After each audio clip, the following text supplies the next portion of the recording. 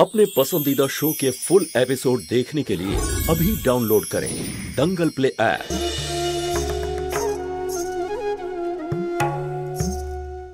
এবার আপনি আমাকে ঠিকঠাক চিনতে পেরেছেন। বিয়ে সম্বন্ধে এবার আপনার থেকে শিখতে হবে আমাকে। আপনি কি আদৌ জানেন যে একজন ভারতীয় নারীর কাছে বিয়ের গুরুত্ব ঠিক কতখানি? জানি আমার স্বামী আজকাল আমার উপর একটু রেগে আছেন, কিন্তু আজও আমি ওনার নামেই সিঁদুর পরি। ওনার জায়গা আমার জীবনে আর কেউ কোনোদিনও নিতে পারবে না। আমাদেরকে কেউ আলাদা করতে পারবে না। আমাদের ভারতীয় নারীর কাছে বিয়ে মানে শুধুমাত্র একটা মঙ্গলসূত্র পরা বা সিঁথিতে সিঁদুর পরা নয়, একটা শপথ। 7 জন্ম একসাথে থাকার শপথ। জানি না আপনি ছোট থেকে কি শিক্ষা পেয়েছেন, আপনার বাবা মা আপনাকে কি সংস্কার দিয়েছে। আপনার কি মনে হয় নারীরা খুব দুর্বল, ওরা আপনাদের উপর নির্ভরশীল, চাইলে আপনারা যা খুশি তাই করতে পারেন? কিন্তু একটা কথা ভুলবেন না, নারীর আরো একটা রূপ হয় যেটাকে আমরা কালী রূপে পুজো করি। যদি নারীর সাথে অন্যায় হয় তাহলে সে বিনাশও করতে পারে। আজ আপনার যা অস্তিত্ব সেটাও কোনো এক নারীর জন্যই, যাকে আপনি হয়তো মা বলে ডাকেন। আশা করছি আপনি এই কথাগুলো কোনোদিনও ভুলবেন না। আর যদি কখনো আপনি ভুলেও যান তাহলে আমার এই থাপ্পড়টা মনে রাখবেন কিন্তু।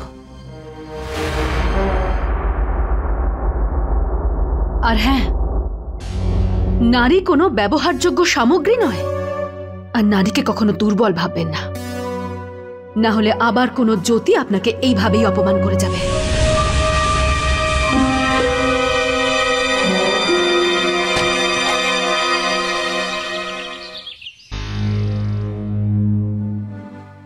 জ্যোতি,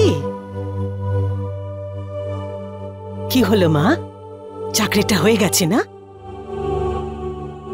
আসলে উনি বললেন যে পরে ফোন করে জানাবেন। ঠিক আছে, কোনো ব্যাপার না। এ সব কিছুই তো বাহানা। আমি প্রথম থেকেই জানতাম এমনটা হবে। ভগবানের আশীর্বাদ যে দীপুর প্রমোশন হয়ে গেছে। এ তুমি কি বলছো পদ্মা? আরে চাকরি পাওয়া কিন্তু এত সহজ নয় যে হাত বাড়ালেই পেয়ে যাব। একটু ধৈর্য ধরো, পেয়ে যাবে চাকরি। আসলে মা, এখন চাকরির বাজারটা মন্দা যাচ্ছে, তাই যাদেরকে জব থেকে বার করা হয়েছে কোম্পানি তাদেরই তো আগে ডাকবে, তাই না? কোনো ব্যাপার নয় মা, একটু বেশি সময় লাগবে। আরে হ্যাঁ জ্যোতি, একটা চাকরি আছে যার জন্য তোর থেকে ভালো কেউ হতেই পারে না। আমি আজকেই সকালে খবরের কাগজে পড়েছি, কিন্তু তোকে বলতে ভুলে গেছি। সুষমা, ওই খবরের কাগজটা একটু দে তো মা। আমি ভুলে গেছি তোকে বলতে। ওদের একজন ডান্সের টিচারের দরকার। দেখলি, ভগবান যা করেন মঙ্গলের জন্যই করেন। আরে বাবা, ডান্সে তোর থেকে ভালো কেউ হতেই পারে না। হ্যাঁ, এটা তো দিদির জন্য একদম পারফেক্ট। অন্য কোনো কাজ করলে দিদির বোর লাগতে পারে, কিন্তু এটাই দিদির বোর লাগবে না।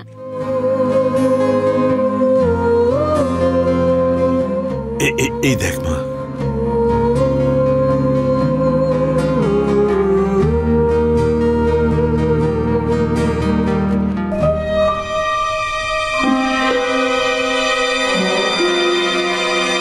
কি হলো মা?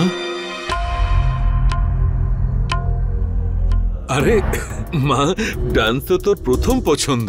হ্যাঁ, ভগবানের দয়া দেখ কি সুন্দর সুযোগ এসে গেছে। হ্যাঁ, কিন্তু এখানে আমি কাজ করতে পারবো না। কেন? এই চাকরিতে কি অসুবিধে?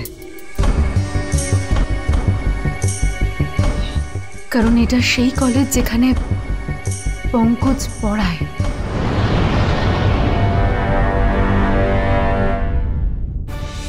দিদি, আমি ওই কলেজটা দেখেছি, অনেক বড় কলেজ ওটা। ওখানে জামাইবাবুর ক্লাস অন্য কোথাও হবে, টাইমিংও আলাদা হবে, আর তোমার ক্লাস অন্য জায়গায় হবে। দিদি, মনে হয় না জামাইবাবু কিছু জানতে পারবে।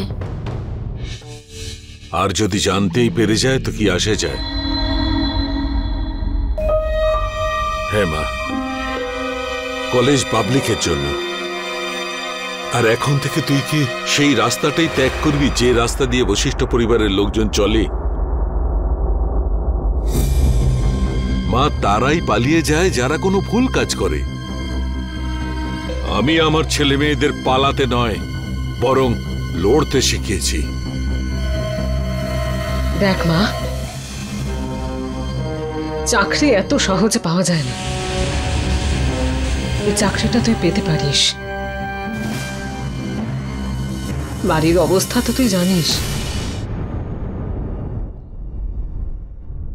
আমি কোনো জোর করছি না তোকে, তোর যেটা ভালো মনে হয় সেটাই কর। হ্যাঁ, কিন্তু একবার ভেবে দেখিস সে ব্যাপারে।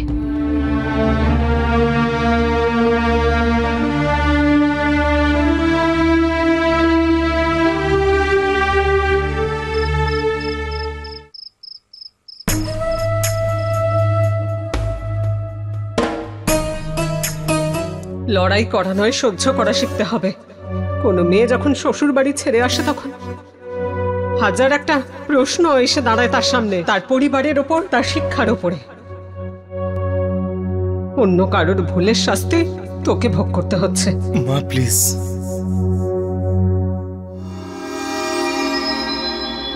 একা রোজগার করিস তুই, আর পরিবারে এতজন সদস্য।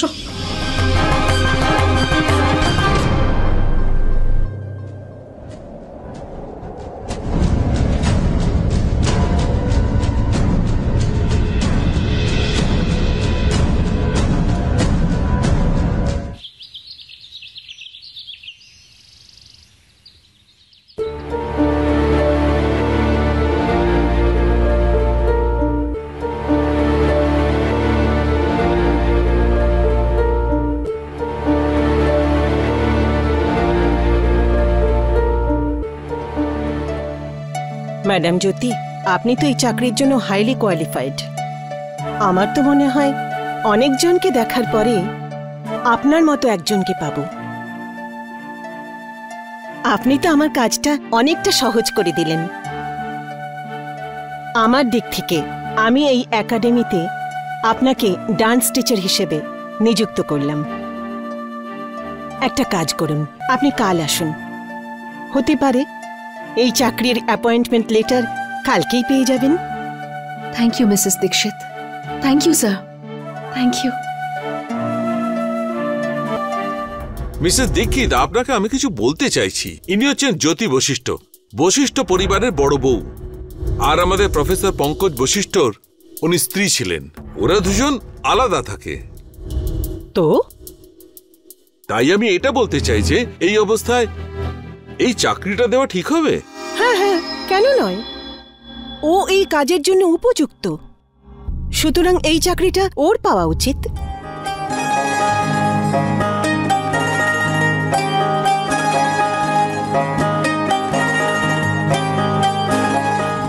আরে ভাই দেখ, আমাদের কলেজে কে এসছে। হ্যাঁ ভাই, কিন্তু উনি রোমিও স্যারের সাথে দেখা করতে আসেন, ওনার তো। হ্যাঁ হ্যাঁ জানি সেটা, কিন্তু এই বৌদি এখানে কেন? আরে ভাই, সেই ডান্স টিচারের অডিশন চলছে না, সেই জন্য। আচ্ছা, দুজনে আলাদা থেকেও একসাথে থাকবে? বস, ভালোবাসায় সবকিছু হয়, কিন্তু যেটা হবে ইন্টারেস্টিং হবে। ভাই এটা কিন্তু কলেজের নিউজ হতে চলেছে। এই চ্যাপ্টার শুধু কিন্তু এক্সামই নয়, ভবিষ্যতেও কিন্তু এটা খুবই গুরুত্বপূর্ণ। তাই আমি চাই যে তোমরা বিশেষ করে এদিকে মন দাও। এক্সকিউজ মি, এটা কি ক্লাসে আসার সময়? Sorry sir. দেখো, আমি খুবই ইম্পর্টেন্ট চ্যাপ্টার পড়াচ্ছি, তাড়াতাড়ি যাও আর মন দিয়ে শোনো এটা।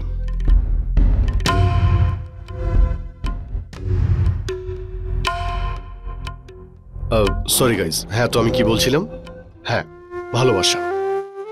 ভালোবাসা একটা ফিলিংস, অনুভূতি, যা সময়ের সঙ্গে সব সময় বদলাতে থাকে। আরে জানিস আজকে ওনার স্ত্রী কলেজে এসেছে? জানিস তোরা, কলেজে জুলিয়েট বৌদি এসছে। কিন্তু যেটা বদলায় না সেটা হলো কমিটমেন্ট। সেই জন্য নিউজ বলতো ভাই, জানি না প্রফেসর স্যার জানেন কি না। আরে এর পরে বল। আরে জুলিয়েট বৌদি আজ কলেজে এসেছিল। ও কিন্তু ওনারা স্যারের তো ডিভোর্স হয়ে গেছে তাই না? আরে সেটাই তো, ওনার স্ত্রী ওনার রাগ ভাঙানোর জন্য ডান্স টিচার হয়ে আসছেন, আর উনি তো জবের জন্য অ্যাপ্লাইও করেছেন। কিন্তু আমার মনে হয় না যে কোনো সমস্যার সমাধান হবে। আরে কিন্তু কিছু না কিছু তো একটা হবেই যখন দুজনের সম্মুখীন হবে।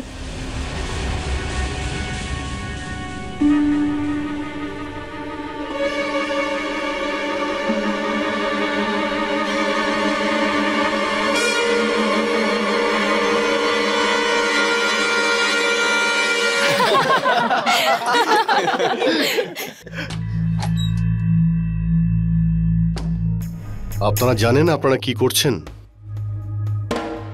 আমি এটা শুনলাম যে আপনারা কলেজে নতুন ডান্স টিচার অ্যাপয়েন্ট করেছেন। মিস্টার বশিষ্ঠ, নাম নেওয়ার কোনো প্রয়োজন নেই। দেখুন, আমি এটা বলতে চাই যে ও যদি এই কলেজে থাকে তাহলে আমার পক্ষে এই কলেজে পড়ানো সম্ভবই নয়। এবার আপনারা কি করবেন ভেবে দেখুন। Thank you.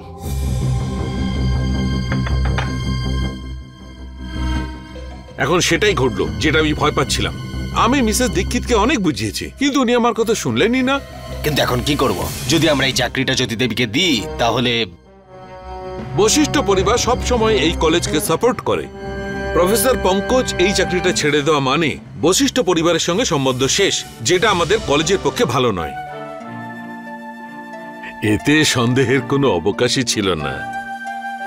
আমি জানতাম এই চাকরিটা তুই পাবি। মা, এত বছর ধরে তুই এই পরিবারটাকে চালিয়ে আসছিস, আর আজকে হঠাৎ করে তোকে এইভাবে সকলের কাছে হাত পাততে হচ্ছে। আমরা যাই বলি, যাই সান্ত্বনা দিয়ে থাকি, আমি তোর মনের অবস্থাটা বুঝি মা। এই হাত যা সব সময় দেওয়ার জন্যই এগিয়ে আসে, সে কারোর কাছে কিছু নিতে ভালোবাসে না। যদি আমিও দিদির মতো একটা চাকরি পেতাম।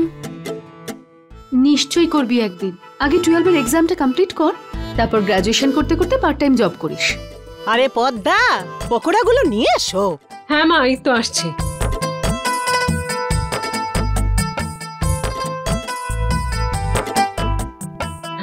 এই নিন।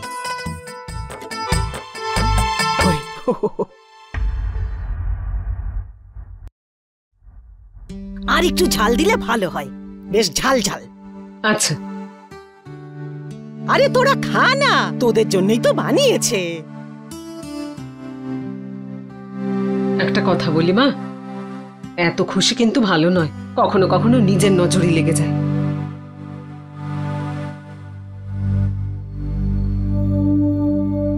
তুমি আমার কথা শুনে হাসছো?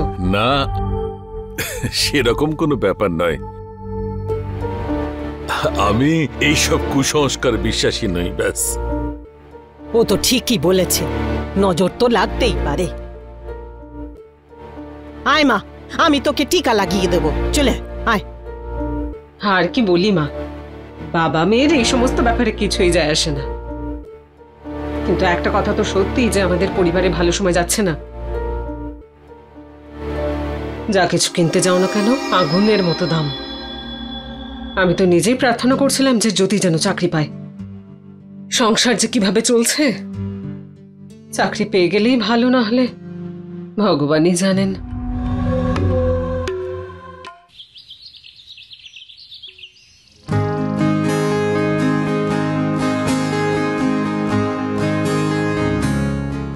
দেখ ভাই, কে যাচ্ছে? প্রফেসরের স্ত্রী। Excuse me sir. স্যার, আমি জ্যোতি বশিষ্ঠ। কাল এসেছিলাম না আমি ইন্টারভিউ দিতে? হ্যাঁ, মনে পড়েছে, বলুন। আসলে ওই কাল মিসেস দীক্ষিত বলেছিলেন যে আজ আমি আমার অ্যাপয়েন্টমেন্ট লেটারটা পেয়ে যাব, সেই জন্যই এসেছি। জ্যোতি দেবী, আমার মনে হয় আপনি কোনো ভুল বোঝাবুঝির মধ্যে পড়েছেন। ম্যাডাম কিন্তু এটা বলেননি যে আপনি জবটা পেয়ে গেছেন। আর আমি যতদূর জানি আপনি এই চাকরিটা পাননি। এসব কি বলছেন আপনি? কাল আপনিও তো ওখানেই ছিলেন যখন মিসেস দীক্ষিত আমাকে বলছিলেন যে ওনার তরফ থেকে জবটা আমি পেয়ে গেছি। ব্যাস, ট্রাস্টির সঙ্গে কথা বলাটুকুই বাকি ছিল। দেখুন, ট্রাস্টেরই এই সিদ্ধান্ত। ওরা জবটার জন্য অন্য কাউকে ঠিক করেছে। আমি নিজে একবার ট্রাস্টিজ আর মিসেস দীক্ষিতের সঙ্গে কথা বলতে চাই। আমি কি একটু ভেতরে যেতে পারি? সরি, আপনি পরে ফোন করে নেবেন, এখন ট্রাস্টের মিটিং চলছে। আপনারা কি করে করতে পারলেন আমার সাথে এরকম? কাল আপনার সামনে মিসেস দীক্ষিত আমাকে বললেন যে এই জবের জন্য আমি হাইলি কোয়ালিফাইড, আর আজকে বলছেন আমি যোগ্যই নই। দেখুন, সেটা কালকের ব্যাপার ছিল। কাল আর আজকের মধ্যে অনেক কিছু ঘটতে পারে। চাকরিটা কাকে দেওয়া হবে আর কাকে দেওয়া হবে না সেটা সিদ্ধান্ত নেবার ক্ষমতা ট্রাস্টির আছে। আপনি এখানে আপনার সময় নষ্ট করবেন না, কাজের জন্য অন্য কোথাও চেষ্টা করুন। Thank you.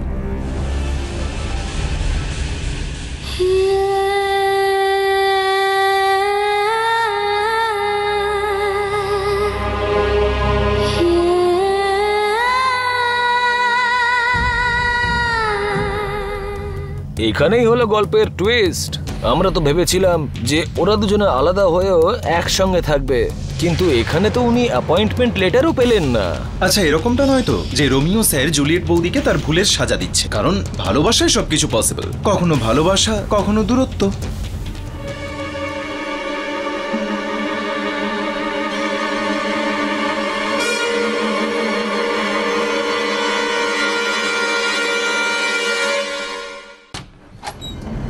পঙ্কজ, তোমার থেকে আমি এটা কিন্তু আশা করিনি। আজ তুমি যা করেছো এগুলো তোমায় শোভা পায় না। তুমি আর সেই মানুষটা নেই যাকে আমি জানতাম, আমি ভালোবাসতাম। জানি আমি, ঘৃণা করো তুমি এখন আমাকে।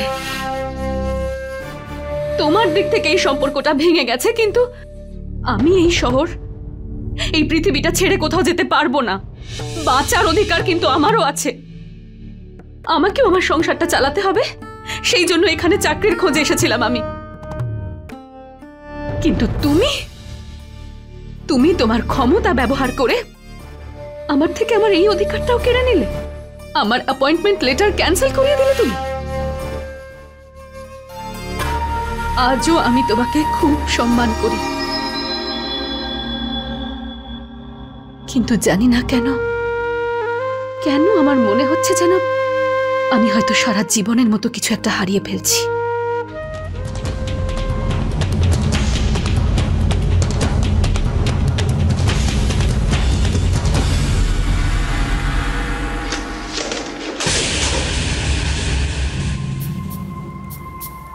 আজ পর্যন্ত আমি ভেবে এসেছি যে আমার আর পঙ্কজের মধ্যে শুধু একটা ভুল বোঝাবুঝি হয়েছে, আমাদের সম্পর্ক ভেঙে যায়নি। কিন্তু আজ মনে হলো এসব আমার ভুল ধারণা ছিল।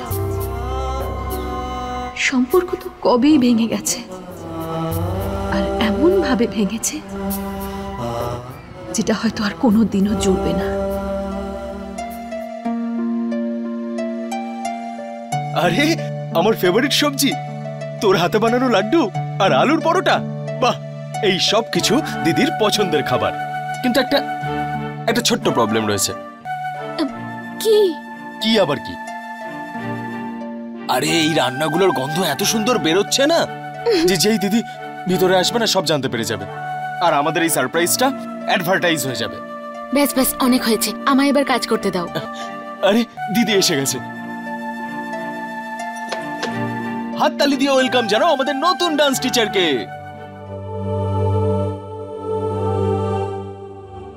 ওয়েলকাম দিদি। তোমার চাকরি পাওয়ার আনন্দে আমি সব রান্না নিজে হাতে করেছি। এই দেখো, লাড্ডু বানিয়েছি। চলো চলো, এবার গুড নিউজটা বলো। দেবা, তোর অ্যাপয়েন্টমেন্ট লেটারটা একটু দেখা। না, আগে মিষ্টি মুখ করো। না না, হ্যাঁ করো। দিদি, কিন্তু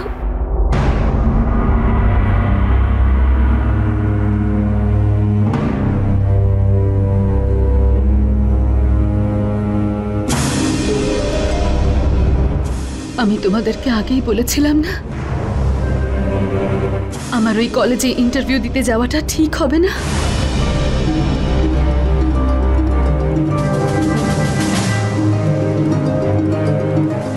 পঙ্কজ আমার অ্যাপয়েন্টমেন্টটা ক্যান্সেল করিয়ে দিয়েছে।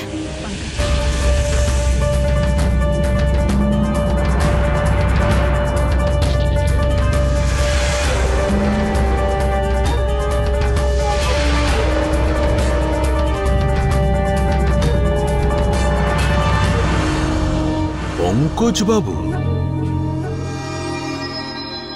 কোন মানুষ কি করে যে এত বদলাতে পারে? ও তোর উপর অসন্তুষ্ট, রাগ আছে, কিন্তু রাগ করেনিও। এখন এই রাগটা ঘৃণায় পরিণত হয়েছে।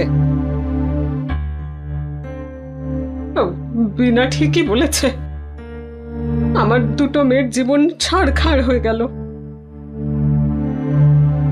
আর দুজনে সারা জীবন এই বাপের বাড়িতেই পড়ে কাটাবে। এসব তুমি কি বলছো পদ্মা? সবাই আমার কথা ভুলভাল বলে। না জানি আগের জন্মে আমি কি এমন পাপ করেছি যার কর্মফল আমাকে এই জন্মে ভোগ করতে। ব্যাস মা, কিচ্ছু হয়নি এখনো, বুঝলে তুমি? আজও এই শহরে এরকম অনেক লোক রয়েছে যারা বশিষ্ঠ পরিবারের ওপর নির্ভর করে নেই। আরে আমাদের দিদি এর থেকেও ভালো চাকরি পাবে, দেখে নিও তুমি। আর চাকরি পাক বা না পাক, আমাদের দিদি তো নিজস্ব ডান্স একাডেমিও শুরু করতে পারে। হ্যাঁ হ্যাঁ, এটা তো খুব ভালো আইডিয়া। কথাটা খারাপ বলেনি ও, এটা তো খুব ভালো কথা মা। হ্যাঁ, আর দিদিকে কিচ্ছু করতে হবে না, আমরা সবকিছু সেট করে দেবো। তুমি শুধু একটা ভালো নাম ঠিক করো, ব্যাস, তারপর শুরু করে দেওয়া যাবে, তাই না দিদি? আমার একজন বন্ধু আছে যার প্রিন্টিং প্রেস আছে, আমি ওর সঙ্গে কথা বলবো। ও খুব কম পয়সা তোদের অ্যাডভার্টাইজের লিফলেট ছাপিয়ে দেবে। হ্যাঁ, আর আমরা সেটা পুরো এলাকায় ছড়িয়ে দেব, তারপর দেখবে সবাই শিখতে আসবে। দেখলি জ্যোতি, আমাদের একটা দরজা বন্ধ হয়েছে তো কি হয়েছে, ঈশ্বর আর একটা দরজা খুলে দিয়েছেন। এই ব্যাপারটা কিন্তু আমার খুব ভালো লেগেছে। আমার সম্পূর্ণ ভরসা আছে যে জ্যোতির এই ডান্স স্কুল খুব ভালো মতো চলবে। মা তুই দেখেছিস? আরে মা, আমরা সবাই তো সঙ্গে আছি, দেখলি কিভাবে নিরাশা আশায় পরিণত হলো। চলো দিদি, এবার তো মিষ্টি মুখ করো।